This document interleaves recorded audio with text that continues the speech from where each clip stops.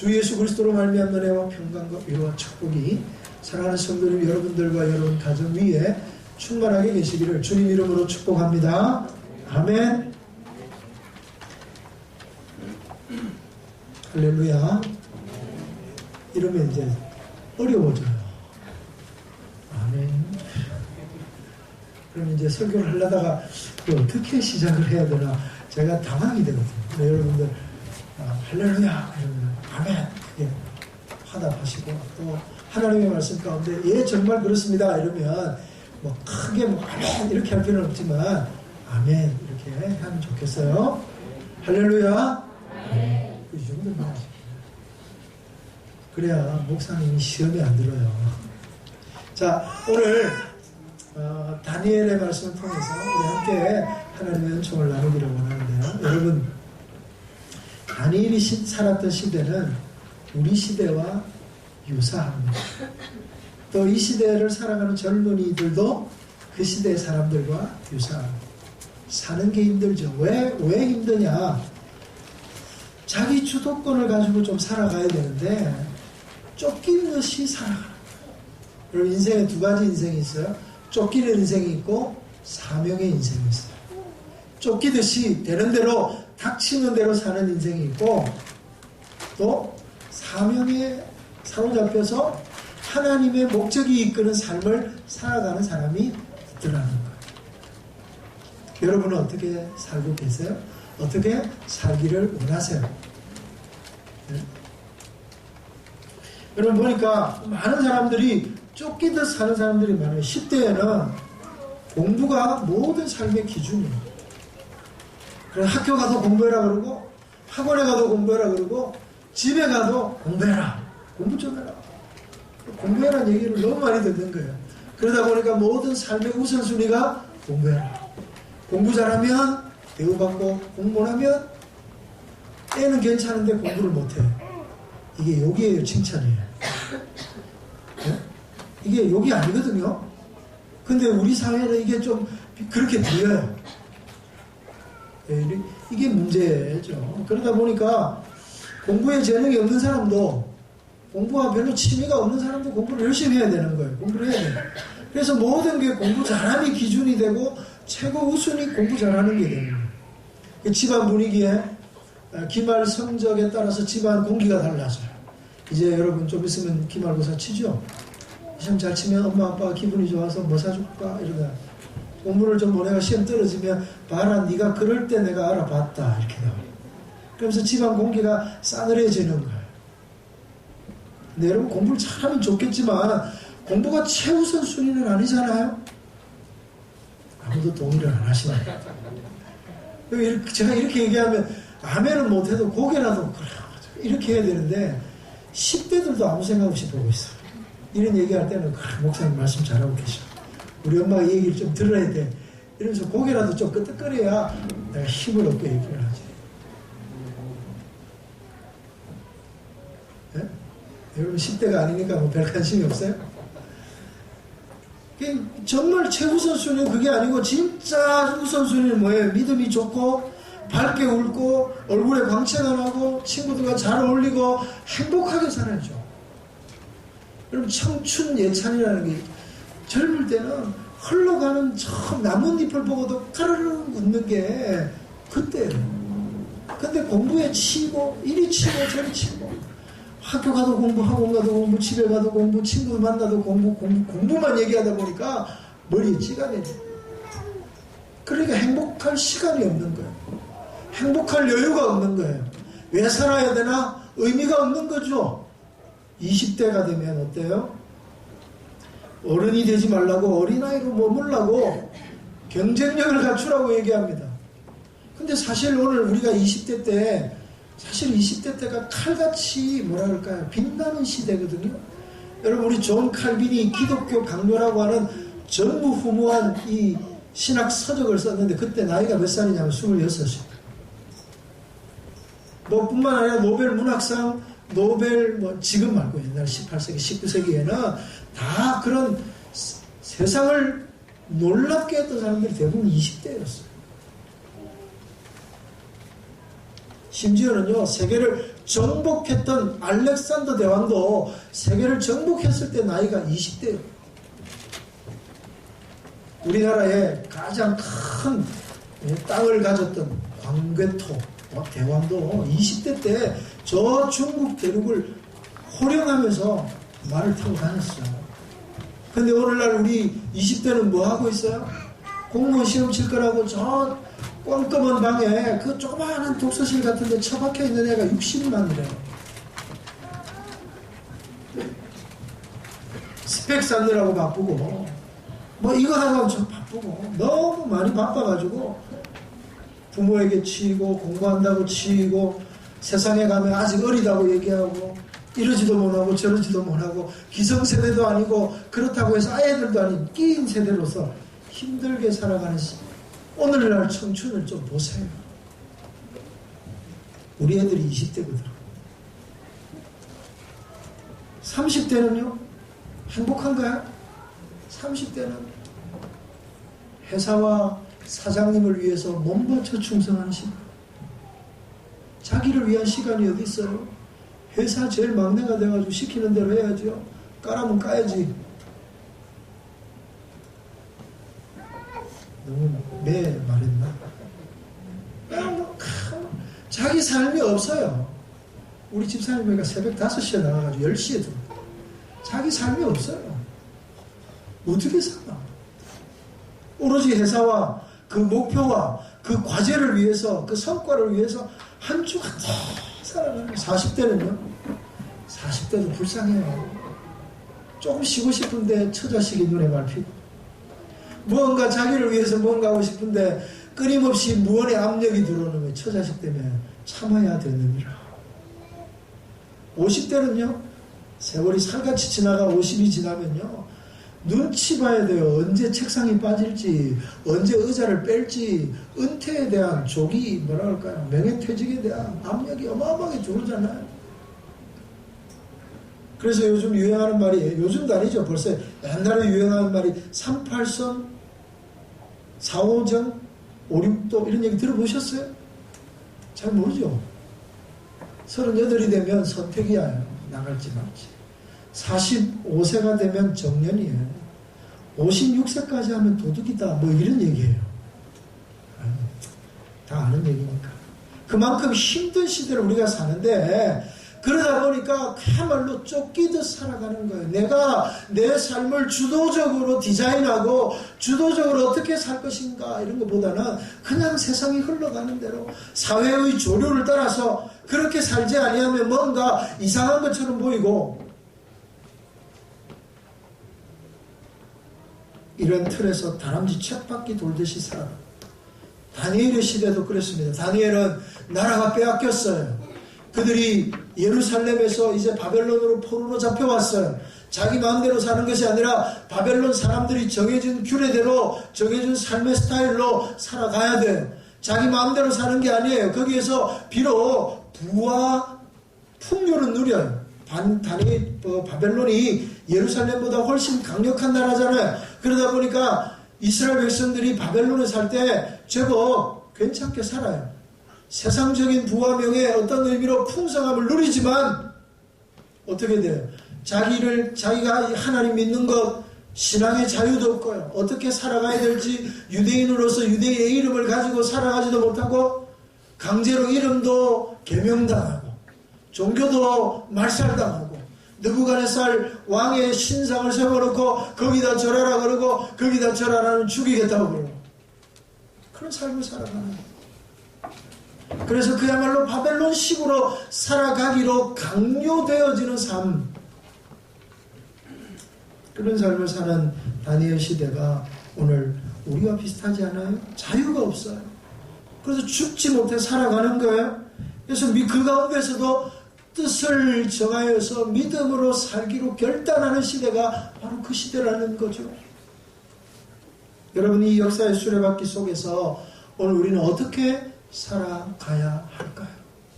그냥 쫓기듯이 다른 사람들이 살아가듯이 그냥 되는 대로 닥치는 대로 쫓기는 삶을 살아야 될까요? 아니면 그런 삶을 거부하고 그래도 내 목적이 무엇이고 나를 이 땅에 보내신 하나님의 계획이 무엇인지를 기억하고 그렇게 살아가기로 결단해야 될까요?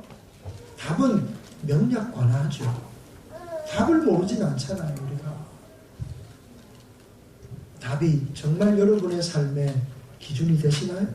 여러분 정말 그렇게 살아가시나요? 우리가 오늘 이 본문의 말씀을 통해서 다시 한번 어떻게 세상을 살지를 좀 생각하는 시간이 되었으면 좋겠습니다. 첫 번째는요, 1절 말씀이에요.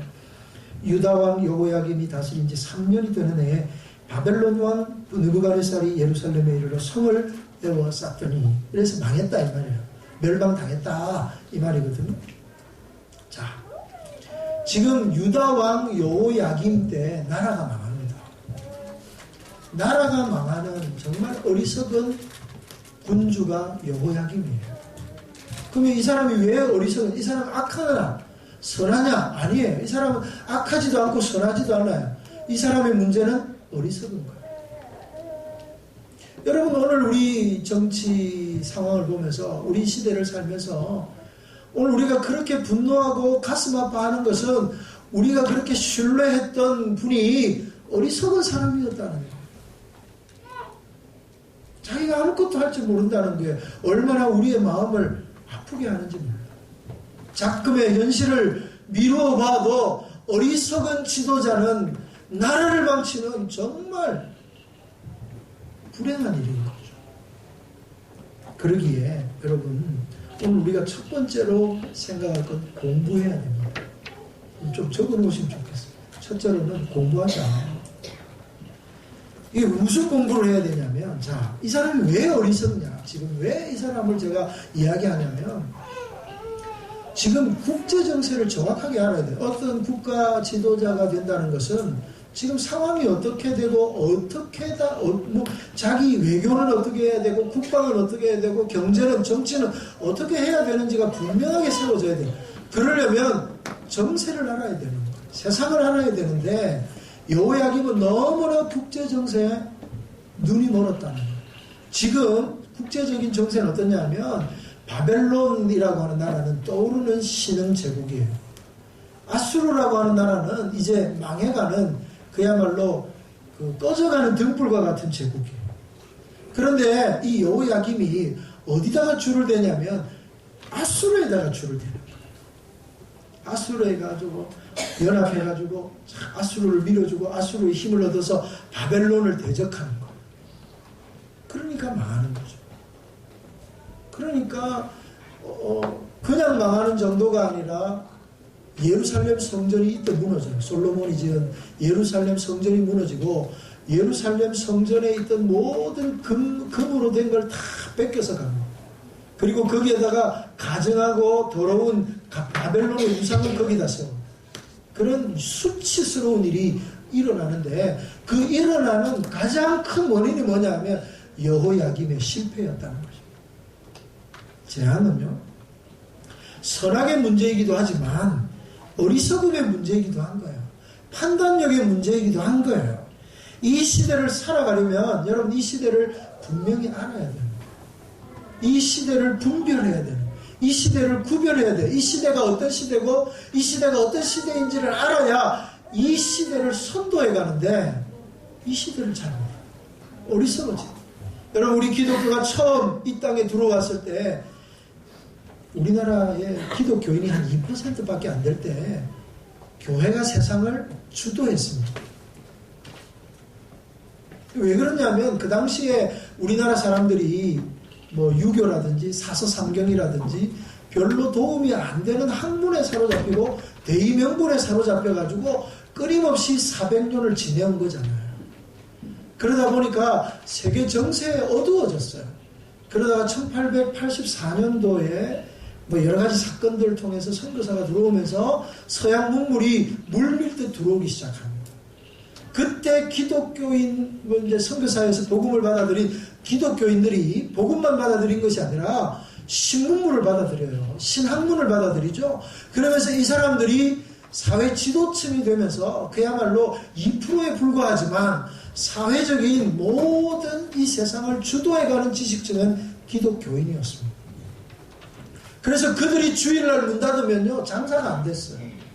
그래서 평양 같은 시내에는 동방의 예루살렘이라고 얘기하는데 평양에 2%밖에 안 되는 상인들이 주일날 문을 닫으면 그 시장이 장사가 안 돼서 모든 시장이 주일날 문 닫는 거예요.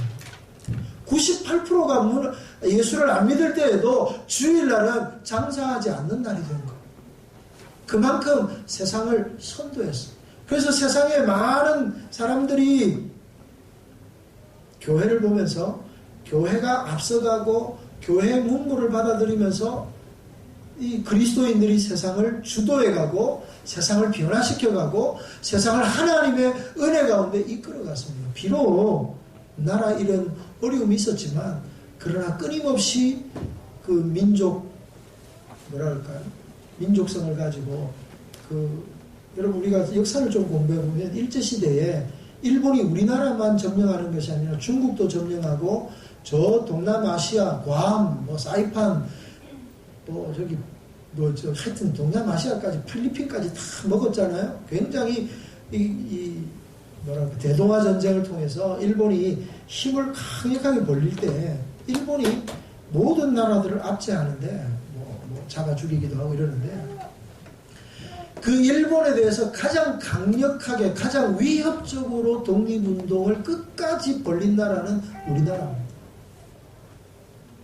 장개석이라고 하는 중국의 총통이 저 조그마한 조선을 우리가 배워야 된다 이렇게 얘기해요. 무슨 얘기냐면 그 조선에 몇 명의 의사들 있잖아요. 안중근, 윤봉길인가요? 네? 맞아요? 하여튼 이렇게 도시락 던져가지고 여러 사람 사상하고 죽이고 이런 사람. 중국의 군대가 아무리 많아도 그 우리나라 독립투사들이 행했던 그 일의 반의 반도 못 미쳤다. 그만큼 살아있는 민족적 자긍심을 가지고 있는 민족이 우리 민족인데요. 근데 그런 독립운동의 사상적 배경이 된 게 다 기독교입니다. 거의 기독교. 우리가 그렇게 이 나라를 주도해왔고 이 나라를 앞서갔는데 오늘 21세기는 어떻습니까? 우리 기독교가 세상을 리드하고 있나요? 세상에 앞서가는 문물들을 가지고 그들을 압도하고 그들을 더욱 지혜롭게 하나요? 아니면 교회는 극복되어져야 되고 교회는 없어져야 되고 교회는 멸시해. 오늘 세상이 그렇잖아요. 교회를 볼 때 보수, 우익, 꼴통 이렇게 봐요. 물론 우리가 지켜야 될 건 지켜야 돼요. 하나님 외에 다른 신을 섬기지 말아야 되기 때문에 우상 숭배하지 말아야죠. 또한 동성애 목숨 걸고 막아야 돼요. 뿐만 아니라 여러 가지 사회적인 이슈에 대해서 우리의 신앙을 지키고 우리가 보수해야 될 가장 기본적인 것들은 우리가 어떤 비난을 받더라도 지켜내야 될 건 지켜야 돼. 그러나 그 외의 것들은 세상을 이겨야 되는데 못 이기고 있잖아요. 세상보다 더 강력한 이야기를 던져야 되는데 못 던지고 있잖아요. 왜 그럴까요?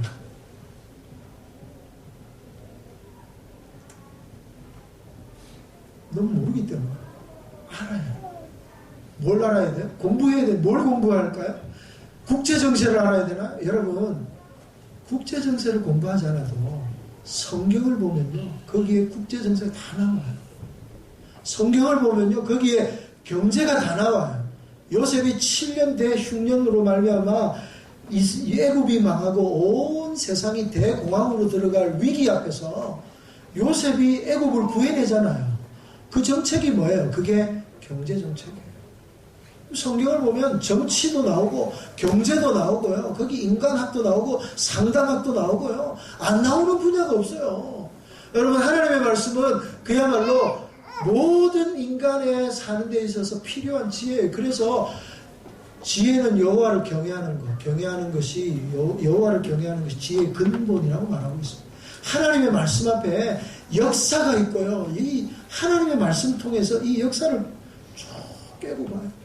하나님의 말씀을 이해해야 동서양을 가로지르는 모든 문명의 흥망성쇠를 이해해야 되고 그 흥망성쇠를 이해할 때 오늘날 왜 국제정세가 이렇게 돌아가는지를 이해할 수 있어요.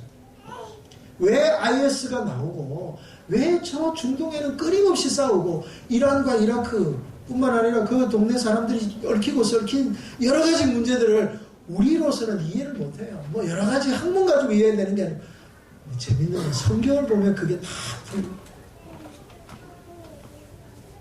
경제도 풀리고 정체도 풀리고 역사도 풀리고 모든 게 다 풀리고 모든 이야기의 핵심은 성경에 있다는 거예요. 근데 오늘날 많은 사람들 아니 오늘 우리 그리스도인들이 성경에 관심이 없어요. 왜요? 바빠가지고 먹고 살기 바빠가지고 성경을 볼 시간이 없어요. 성경을 읽을 시간도 없고요. 성경을 공부할 시간도 없어요. 그러니까 성경을 모르니까 우리가 세상을 끊임없이 쫓아다니다 끝나는 거예요. 성경에는요 하나님의 지혜가 담겨 있어요. 하나님의 비밀이 담겨 있어요. 그러다 보니까 이 말씀 안에 놀라운 하나님의 진리 가운데 세상을 이기고 세상을 선도할 놀라운 이야기들이 있다는 거예요. 사랑하는 성도 여러분, 공부를 해야 되는데 열심히 하는 것도 중요하지만 무엇을 하느냐가 중요한 거예요. 관찰을 잘해야 되는데 공부를 잘 하려면 공부 잘하는 애들하고 친하면 공부를 잘해요. 제가 학교 다닐 때 불가사의한 친구를 하나 봤어요. 진짜 아침에 제일 일찍 오고요. 학교 마칠 때까지 공부 열심히 하는 친구가 하나 있어요. 그래서 꼴찌에서 3등이에요. 불가사의한 친구. 진짜 성실해요. 착하고. 교회도 다녔어요. 공부는 못했어요. 그래 내가 이 친구를 불쌍히 여기고 저도 마찬가지지만 불쌍히 여기고 너 도대체 뭘 하는 공부는 열심히 하는데 왜 그랬냐 이래 보니까 공부하는 방법을 몰라요. 엉뚱한 거에다가 밑줄 긋고 그거 외우고 있는 거예요. 성적이 그러니까 성적이 안 나오죠. 그리고 많은 시간을 그림 그리는 데 보내요. 열심히 책상에 앉아 있어요. 결국에 미대 갔어요. 공부는 3등해도 그림은 잘 그려요. 하여튼 뭘 잘하는 자기 잘하는 거 하면 되는데 그러니까 공부는 안 되는 거예요. 여러분 사업도 마찬가지예요. 여러분 식당도 보니까 그렇더라고요. 요즘 간혹 한 번씩 그런 프로그램 보잖아요. 대박 가게 뭐 이런 거 거기서 배우는 사람들이 있는데 그러면 거기 음식이 왜 맛있는지 서비스는 어떻게 되는지 그거를 배워가지고 1년 2년 그 집에 들어가 막 배운 사람 다시 나와서 하면 되는 거예요. 그전에 안 됐는데 열심히만 한다고 되는 게 아니고요. 핵심을 분명히 알아야 돼요. 성경도 우리가 열심히 읽는데 어떤 사람은 그래도 내가 성경을 50번 읽었는데 50번 읽어도 잘 모르겠다. 50번을 읽었는데 모르는 거 이것도 불가사의한 거. 핵심을 알아요. 사랑하는 성도 여러분 공부하십시다. 성경을 좀 많이 보세요. 그래서 학교 가서 하겠다고 졸업하고 이게 중요한 게 아니라 정말 중요한 내용이 뭔가를 깨닫는 거예요. 거기에서 하나님의 지혜를 배우는 거예요. 여호야김이 하나님의 말씀에 정통하고 하나님의 은혜 가운데 붙들렸다면 국제 정세에 대한 감각이 타고났을 거예요. 히스기야나 뒤에 나오는 요시야 같은 사람도 마찬가지로 어려운 시대에 삽니다. 그러나 그들은 하나님의 말씀에 하나님의 은혜에 사로잡혀 있다 보니까 하나님께서 그들에게 은혜를 베풀어 주셔요. 그러면서 나라를 지키고 그 가운데서 부강케 합니다.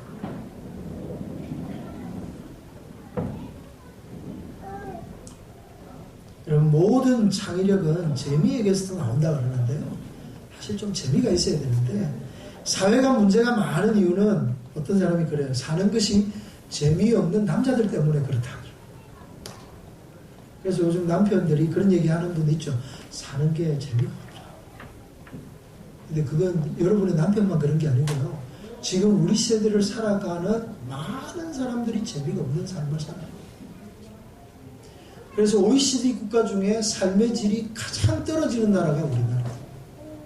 그러니까 뭐 열심히는 사는데 그 삶에 의미가 없는 거예요. 재미가 없는 거예요. 행복하지 않은 거예요. 그러니까 문제가 생기는 거예요. 그래서 공격적이 되고 분노가 터지고 뭐 조그만한 일에도 사람들이 막 폭발해가지고 특히 운전하다가 사람 중간에 확 끼어들면 그렇게 순한 사람이 막 헐크가 돼가지고 빵빵거리고 뒤에가 막 길수공 이런 사람들이 왜 그래? 그 사람 보면 정말 온순한 사람. 행복함이 없으면, 재미가 없으면 사람이 이렇게 공격적이 된대요. 여러분, 이 삶의 질이 최하위라고 하는 우리나라에 그러면 어떻게 하면 행복해질 수 있습니까? 진부한 얘기인 것처럼 들리지만 진짜 행복은 하나님 앞에 있는 줄로 믿습니다. 하나님 앞에 나오면 행복해져야 돼요. 근데 여러분 신앙생활 행복한가요? 여러분 얼굴 보니까 별로 안 행복한 것 같아요. 교회 나오면 행복한가요? 그런 거 왜 물어봐요, 목사님? 부담스럽게. 여러분, 기독교의 핵심은 행복이에요. 아니, 기독교의 핵심은, 기독교의 가장 탁월한 부분은 뭐냐면 기쁨이랍니다. 내가 기뻐하고 또한 기뻐하노라. 내게 옥을 갇혔는데도 기뻐하고, 내가 욕을 얻어먹는데도 기뻐하고, 내가 매를 맞는데도 기뻐하노라. 너희에게도 내 기쁨이 충만하기를 바란다. 빌립보서 말씀이에요. 한마디로 딱 요약합니다. 그래서 빌립보서를 어떤 사람은 기쁨의 송가, 환희의 송가, 기뻐하라. 베토벤이 기뻐하라. 환희의 송가, 베토벤 교향곡 9번을 하는 기쁨이 막 샘솟는 거예요. 그래서 예수님 앞에 나오면, 예배를 드리면, 하나님을 만나면 우리 마음이 날마다 기뻐해야 되는데 예배가 짐이 되는 거예요. 습관이 되는 거예요. 그러면 기쁨이 없어요. 근데 예수님 만나는 기쁨이 있어야죠. 성령 안에서 하나님의 말씀을 알면 알수록, 성령의 은혜를 경험하면 경험할수록 이 기쁨을 감당하지 못하는 거예요. 세상의 형편이나 상황과는 아무 상관없이 하나님이 부으시는 은혜를 경험하게 될 줄로 믿습니다. 두 번째로는요, 지도층이 붕괴되는 것을 보여주고 있습니다. 바벨론이 이스라엘 백성을, 예루살렘을 정복하고는 거기 있는 왕족, 귀족, 똑똑한 학자들 다 잡아갑니다. 다 잡아가는데 몇 명이나 잡아갔냐면 2만 명이나 잡아가요. 그러니까 이스라엘 백성들 중에 그냥 좀 똑똑하고 사람같이 생긴 사람은 다 잡아갔다, 이렇게 보시면 돼요. 그러니까 남아있는 이스라엘은 그야말로 지리멸멸한 황무지가 되는 거예요. 그리고 거기에 사는 사람들이 이방인들과 섞여가지고 잡족이 되죠. 그래서 사마리아인이 생기고, 하나님 기억하지 못하고 선지자, 제사장 이런 사람 다 잡아가다 보니까 남아있는 사람들에게서 신앙이 다 없어요. 그야말로 황폐해져. 여러분, 한 사회에 지도층이 없으면 그야말로 그 사회가 무너지는 거예요. 그 사회에 인재가 없으면 그 사회가 무너지는 거예요. 그런데 마귀가 이 지도층을 다 빼앗아가요. 바벨론이라고 하는 제국이 이 이스라엘 백성의 지도층, 좀 똑똑한 사람들을 다 바벨론으로 데려가서 바벨론식 교육을 시키고 바벨론화 만들어버려요. 그 전에 제국들은요, 자기네들이 그 다른 나라를 정복하면 군대를 파견합니다. 군대를 주둔해가지고 거기에서 그 사람, 그 동네 여자들과 결혼해서 피가 섞이게 해서 그 동네를 다스렸어요. 그런데 그게 온전하게 안 다스려졌어요. 그래서 이 바벨론이 앞선 제국들의 실패를 보면서, 저렇게 해가지고 되는 게 아니구나.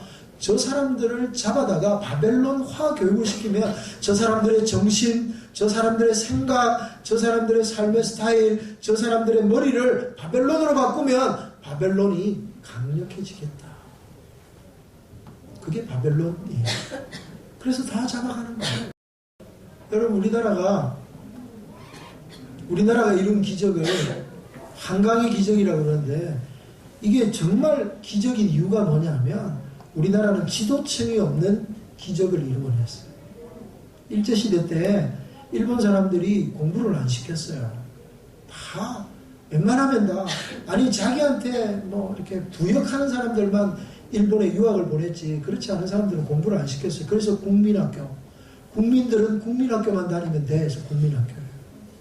초등학교 교육만 시키고, 근데 그조차 교육을 안 받은 사람들이 얼마나, 글도 모르는 사람들 많거든요.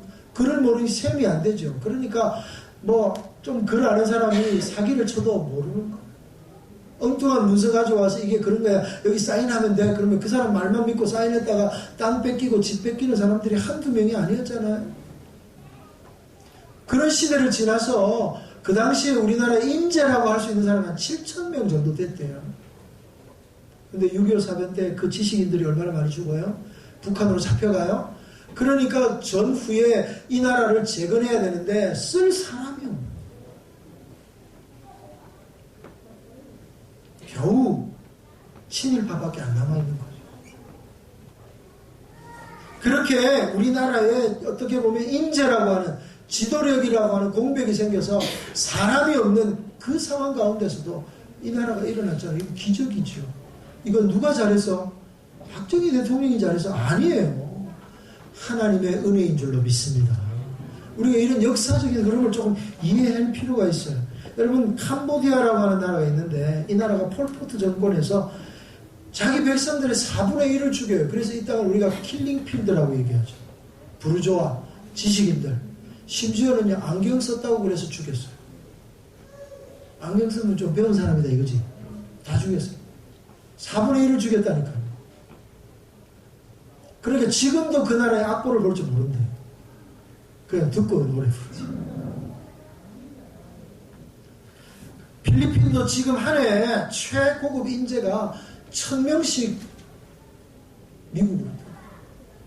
캐나다에서는 스킬 워커라고 해서 비자, 이민자를 좀 똑똑한 이민자만 받습니다.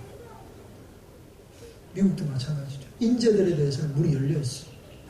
아무것도 없고 영어도 잘 못하는 사람은 비자도 잘 안 주고 영주권도 잘 안 주죠. 그래서 그런 나라는 계속해서 더 부강해지는 거예요. 계속해서 더 뭐라 그럴까요? 나라가 튼튼해지는 거예요. 우리나라에도 인재가 나와야 되는데 인재가 안 나와요. 한국교회 위기라고 얘기하죠. 한국교회 위기는 신학교회 위기예요. 좋은 목사님들이 많이 나오지 않으면 한국교회는 더 어려운 지경으로 내려갑니다. 여러분, 제가 신학교 갈 때만 하더라도 신학교 교수님들이 면접을 해요. 면접 제일 중요하죠. 면접할 때 물어보는 첫 번째 질문이 뭔지 아세요? 노출을 위해서 순교할 각오가 되어 있니? 목숨 걸 각오가 되어 있니? 그게 안 돼 있으면 지금이라도 저 문을 열고 나가. 지금이라도 집에 가. 주를 위해 너의 목숨을 내어놓을 수 있으면 이 문을 들어와서 목사가 되라. 그래가지고 순교할 수 있어. 이래야 그 통과되는 거예요. 고민을 많이 하는 거예요. 정말 내가 정말 주님을 위해서 죽을 수 있을까? 그런 고민하고 그 고민이 어느 정도 조금 이제 마음에 지금은 안 되지만 주님이 은혜 주시면 할 수 있습니다. 이 정도는 나와야 된다. 그래야 통과가 돼요. 그래서 그때 주의 종이 된다는 것은 두렵고 떨리는 일이었어요. 근데 오늘날 많은 학생들이 대학을 졸업하고 신대원에 들어가요. 신대원에 들어오는 아이들에게 물어보니까 대학 졸업하고 나가서 직장 생활하는 것보다 신대원에 가서 목사가 되는 게 연봉이 더 많대. 괜찮은 교회. 부산 말고 서울. 부산 안 그래요. 수도권. 어떤 의미로 보장되잖아요. 사택 다 주죠. 사례도 기본적인 뭐라 할까요? 월급쟁이들보다 훨씬 더 많이 줍니다. 4대 보험.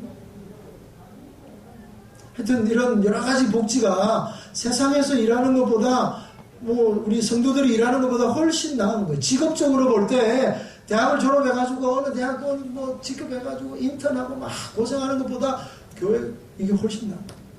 그래서 다 그런 건 아닙니다만은 그래서 신학교 오는 사람도 적지 않다라는 얘기가 들려요. 어째 이런 일이?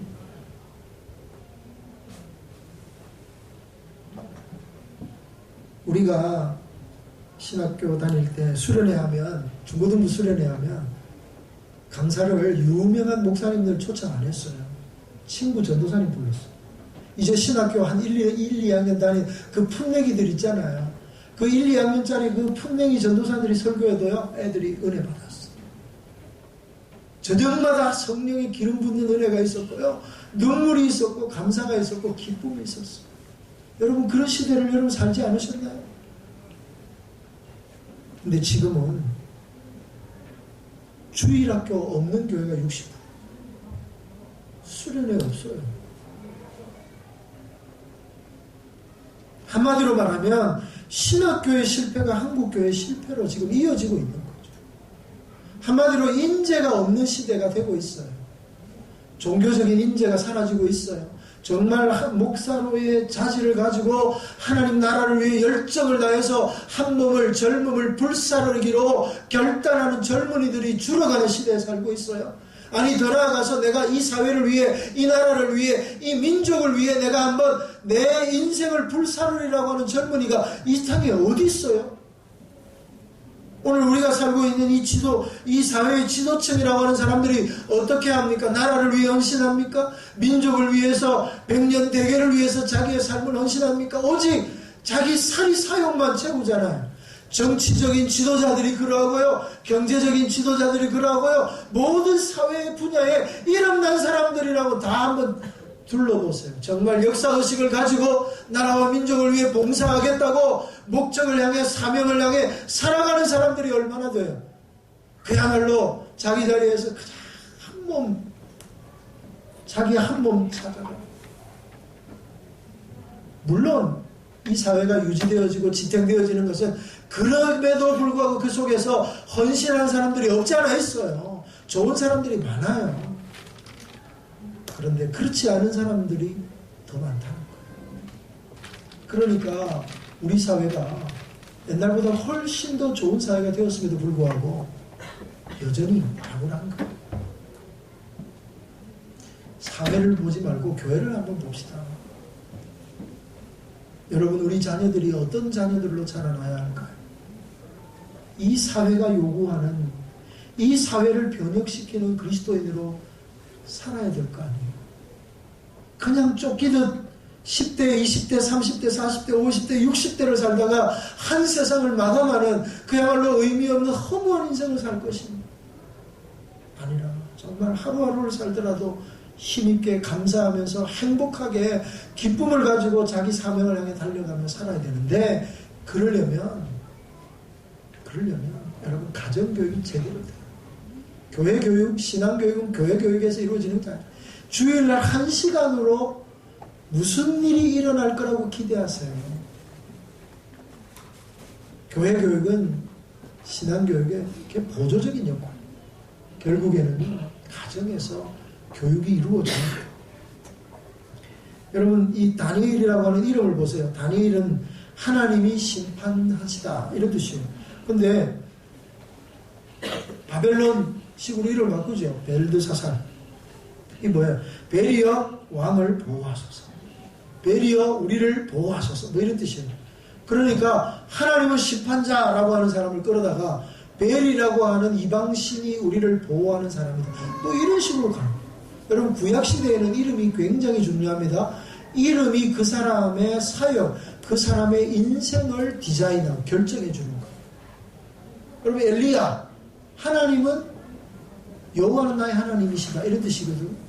그 엘리야가 갈멜산 정상에서 불러 응답하소서, 하나님이 하나님 되심을 이 땅 가운데 보여주십시오. 불러 응답하소서. 엘리야가 하는 일이 바로 그거예요. 바알과 아세라를 섬기는 그 사람들에게 참된 하나님은 여호와 한 분밖에 없다라는 것을 엘리야, 그의 이름에서 그의 사명이다. 여호수아, 모세도 실패하지만 여호수아가 가나안, 요단강을 건너 가나안을 정복하고 이스라엘 백성들을 구원하잖아요. 여호수아 이름이 바로 하나님은 구원이시다라는 뜻이에요. 그 이름대로 사는 거예요. 그 이름이 그의 인생을 보여주는 거예요. 그 다니엘은 하나님의 심판자, 그래서 그가 쓴 책이 다니엘서인데, 이 다니엘서는 구약의 계시록이에요. 하나님이 이 땅을 어떻게 심판하실 것인가에 관한 이야기를 들려주는 것이 다니엘서예요. 그래서 다니엘을 이해 못하면요, 요한계시록을 이해를 못해요. 그 요한계시록이 어려운 이유가 뭐냐면 우리가 다니엘서를 잘 모르기 때문에 그래요. 다니엘을 이해해야죠. 다니엘을 이해하려면 쉽게 말하면 왕정의 이야기를 이해해야 돼요. 그래서 이스라엘 왕국의 역사는 단순히 이스라엘의 역사가 아니라 전 세계의 역사, 하나님의 역사, 하나님의 구원의 역사인 거죠. 사랑하는 성도 여러분, 그래서 이 다니엘을 통해서 하나님이 이 세상을 심판하는 것을 보여주는 거예요. 그런데 그런 다니엘을 베리어 보호하소서. 하나님의 은혜라는 뜻인데 사드락이라고 말하죠. 바벨론 신인 락의 명령을 받는 자 이런 뜻입니다. 미사엘 누가 하나님과 같으냐 이런 뜻인데 메삭 땅의 여신과 같도다. 한마디로 말하면 이게 여신이라는 얘기죠. 아사랴 하나님이 도와주셨다라고 하는 이 사람을 아벤누고의 종이다.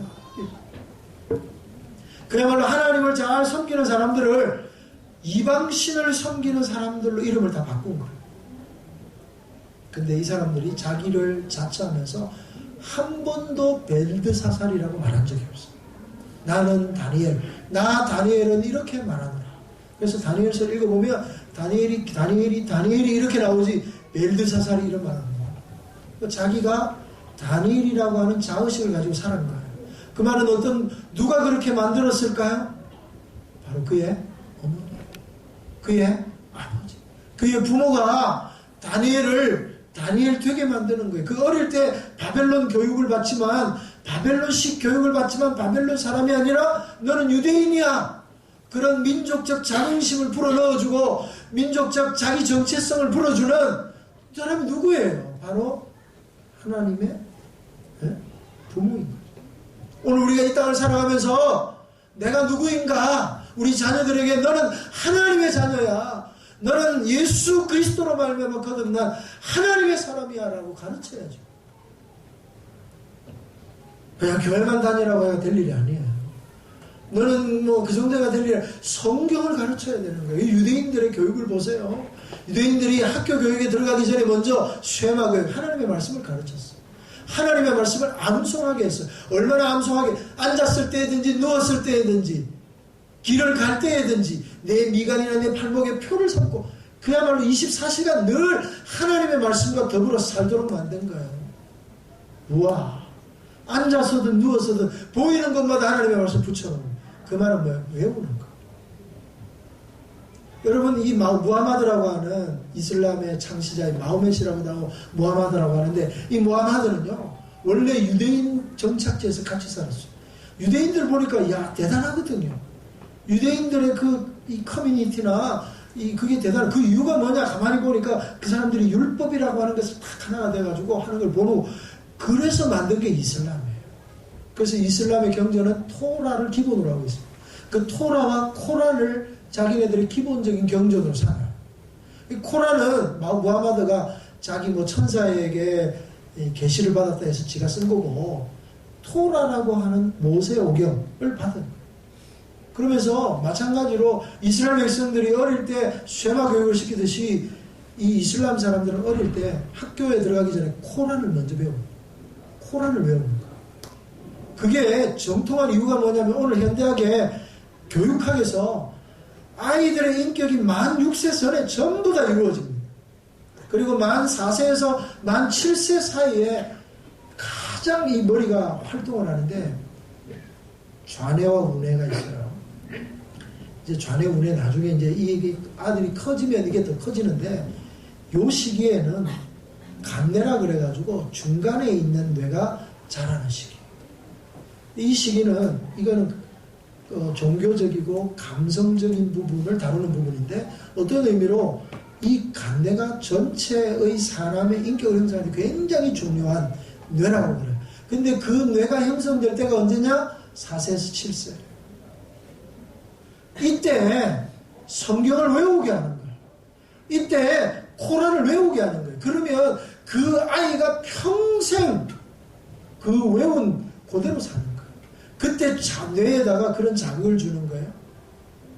여러분, 공부는 해보면 알지만 이렇게 듣고 쓱 지나가잖아요. 가장 확실하게 공부되는 건 암기예요. 암기. 외워버리는 거죠. 사진을 찍듯이 그 뇌에다가 콱 찍어 놓는 거예요. 구구단 외워야지 머리에서 활동하는 거예요. 하나님의 말씀을 그때 외우도록 만드는 거예요. 그래서 어떤 분은 그런 얘기를, 우리 그리스도인 가정에서 아이들을 학교에 들여보내기 전에 성경 일독을 시켜요. 성경 암송을 유치원 때 다 시켜서 올려보내요. 그래야 이 아이의 평생에 하나님의 말씀과 하나님의 자녀라고 하는, 내가 하나님의 백성이라고 하는 자기 정체성, 아이덴티티를 가지고 살아가는 거예요. 그게 우리로 하여금 믿음 있게 살게 하는 원동력이 된다고 말하고 있는 것입니다. 사랑하는 성도 여러분, 우리가 하나님의 말씀을 공부해야 되고요. 하나님의 말씀을 우리 자녀들을 양육해야 돼요. 그렇다면 우리는 마지막 세 번째로 결론적으로요. 어떻게 살아야 될 것인가. 성 어거스틴이 하나님의 도성이라고 하는 책을 써요. 그 내용을 간단하게 요약하면 이런 거예요. 하나님의 도성은 바로 예루살렘이에요. 그런데 이 하나님의 도성에 대해 반대하는 도시가 있는데 그 도시가 바로 바벨론이라고 해요.